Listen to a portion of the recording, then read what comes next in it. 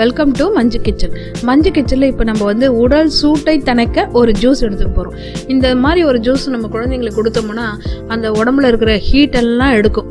இப்போ இந்த ஜூஸ் வந்து பசங்களும் விரும்பி சாப்பிடுவாங்க இந்த மாதிரி செஞ்சு கொடுத்தா. இப்போ அந்த ஜூஸ் எப்படி செய்யறதுன்றதை இப்போ நம்ம பார்க்க போகிறோம்.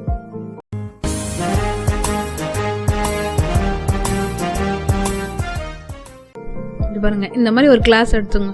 இதுல நம்ம இந்த கிளாஸ்ல நம்ம சுத்தி ரோஸ் எசன்ஸ் விட போறோம். இப்போ நம்ம இந்த மாதிரி டெக்கரேஷனோட நீங்க கொடுத்தீங்கன்னா பசங்க நல்லா விரும்பி சாப்பிடுவாங்க. ஒரு பலோடா செட் பண்ற மாதிரி நம்ம செட் பண்ண போறோம். இப்போ நம்ம பாருங்க, இந்த சேமியாவையும் கேரட்டையும் நல்லா வேக வச்சு வச்சிருக்கேன். இப்போ நம்ம ஒரு 2 ஸ்பூன் வந்து இந்த மாதிரி போட போறோம்.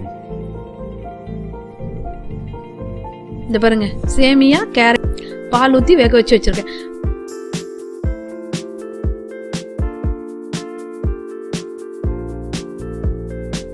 அடுத்தது நான் சப்ஜா சீட் வந்து கொஞ்ச நேரம் ஒரு 2 நிமிஷம் 3 நிமிஷத்துல இது நல்லா ஊறிடும். கொஞ்சம் சப்ஜா விதையை எடுத்து இந்த மாதிரி ஊற வச்சு அது ஒரு ஸ்டெப் போட போறேன். நம்ம பரோடா செட் பண்ற மாதிரி நம்ம செட் பண்ண போறோம். திருப்பியும் நானே இந்த கேரட்டையும் இந்த சேமியாவும் இன்னொரு லைன் போடுறேன். இதுதான் சப்ஜா சீட். இதை ஊற வச்சா இந்த மாதிரி வரும். இதை தான் நம்ம போட்டோம். இப்போ அடுத்தது பாருங்க, பாதம் பிசிங்கி. இதை நல்லா நான் ஊற வச்சு, இது நைட்டே ஊற வச்சு வச்சிருக்கேன்.